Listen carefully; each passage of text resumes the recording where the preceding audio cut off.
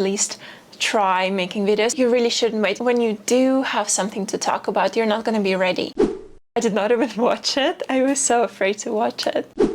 I am not a YouTuber, at least not in the regular sense of the word. I am a software engineer, and I've been a software engineer for almost a decade by now. And I think that having a YouTube channel was one of the best decisions I've made for my career and for my life. And as you can see, I don't even have a lot of subscribers or views, so it's not about being famous or having money, or I don't know what benefits YouTube is bringing people anymore. But I do think that every software engineer should at least try making videos, and here's why. I really dislike how we look at this content creation industry, and now that I'm in it, I dislike it even more because I don't want to think about stuff as content. I really hate this concept of creating content for content. It's silly, it's useless, and it's basically exploiting the known problems with people's attention, and I don't want to do that. For me, making videos is mostly about learning how to be a better communicator, how to present my thoughts better, how to package the information that I know so other people can also benefit from it. It's a hobby, it's a topic for discussion, and it's also a profound driver of very important changes in my life. Let me share what I've gotten out of having a YouTube channel so far, and we'll see if I can convince you to give it a try. Before I dive into benefits, let me share a little personal story. I wanted to have a YouTube channel for so long. I think it's been like 2 years, and in the beginning I was even afraid to admit to myself that what I wanted was a YouTube channel, because it felt like something that other people do and I absolutely cannot. And it was pretty ridiculous because I would spend a lot of time on one-on-one conversations with people in real life. We would have such interesting topics to discuss, and I finished that conversation, went back home, and I thought, well, I have nothing to share. That's ridiculous. I know that you're thinking about it right now, Don. I want to say that at some point I woke up and decided, you know, today I'm gonna be a YouTuber, and I made my video and uploaded it, and everything went fine ever since. But that's not how it went. I literally went the tiniest step at a time. I started with writing some blog posts because it made me feel better about being exposed. Then I moved on to some more public speaking and workshops. And you think then I started a YouTube channel, but also no. I started spending more time with the team at work that was doing a little bit of content creation for the company. And I offered to edit some of their videos because I really wanted to be close to YouTube, but I did not dare to make a video. So I did some editing, and at some point I really wanted to add a video into the content plan, and nobody else wanted to make it. And I was like, well, you know what? I'm gonna make it. And I was so scared. I was literally shaking when I shared the video. I did not even watch it. I was so afraid to watch it. And then the video was published on the company channel. And then I thought that it was fun, but I couldn't be as creative as I wanted to be. I had some other ideas that I couldn't implement because the company video is pretty restricted.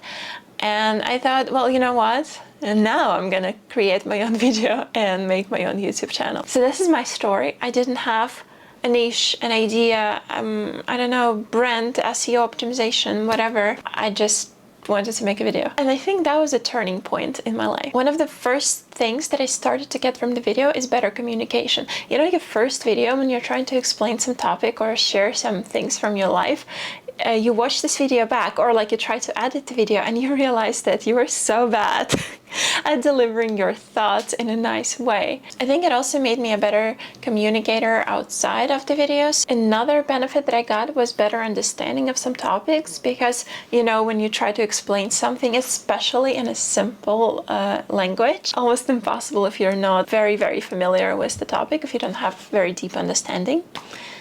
And you can see it in my video about version control for non-engineers, or the system design for non-engineers. These are the videos that are specifically aimed for people who are not in the engineering area. And it was extremely difficult to make them because I couldn't use professional jargon. I couldn't assume that people know stuff.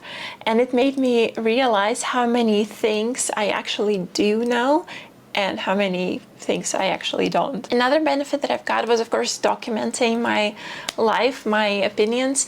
Maybe they will change in the future, and then I'll have a record of me saying some stuff, and then I can contradict myself, which is apparently extra fun.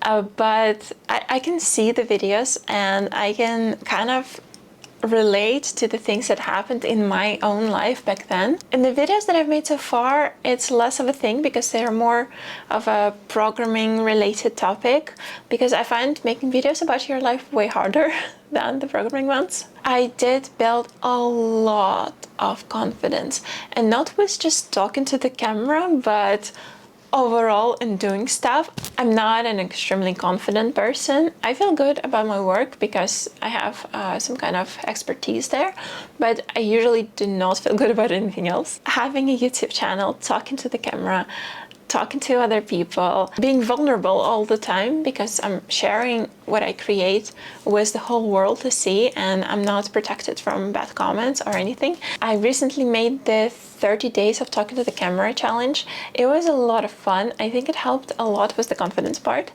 And I kind of want to do something else in the same format because I really like growing as a person so much in 30 days. You also get to play with a lot of cool equipment, and if you're into that, you also kind of building your portfolio, which is probably better if you make some kind of, I don't know, tutorial or look at what I built videos.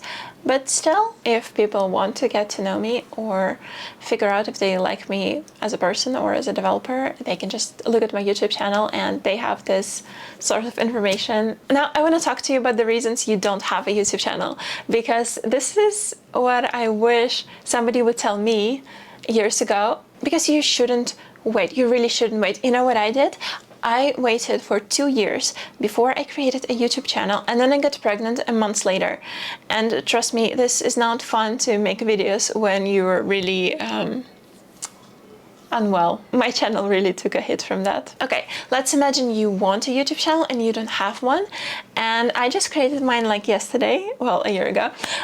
So I have something to share. You might think that you're not good with camera. This is not even an excuse, because this is just a question of practice.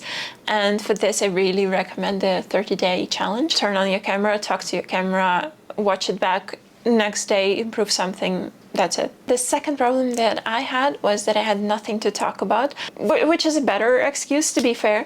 But the problem is that when you do have something to talk about, you're not going to be ready. Just talk about something when you have a topic you're really passionate about, and when you have something to share, you'll be a much better YouTuber. And also, I have to say, more videos I make, more videos I want to make. I don't want to restrict myself to a niche. I just want to make videos about what I like, seeing what is nicer for me to make, what is working with the audience, and maybe there will be some overlap, and then my channel is going to be about that. But for now, we're experimenting. The third thing that stopped me, maybe stopping you, is that I thought that nobody will watch the channel, and it is amazing.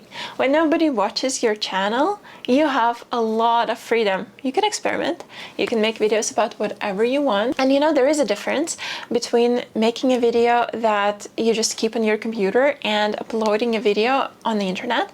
Even if you have like 0 views, just the possibility of somebody watching it will make it feel different. It makes it more exposed.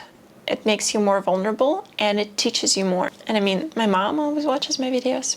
I have at least 1 viewer. And the last one that surprisingly coincides with the previous one is that everybody will judge you.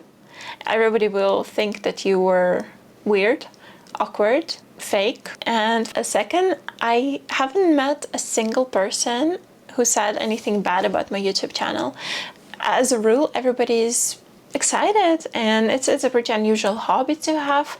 They ask questions, they want details, or they genuinely don't care. So what I wanted to say with all of this rambly video is that making videos is amazing. It teaches you so much stuff. Yes, it takes a lot of effort, and it doesn't give you a lot of the things back quickly, because you have to progress in a lot of skills at the same time. So basically you have to be mediocre at a lot of skills at the same time, and it takes a while before you get better. But it propels you forward so fast that it's completely worth the effort, in my opinion. It's an amazing hobby, and all of the skills are transferable.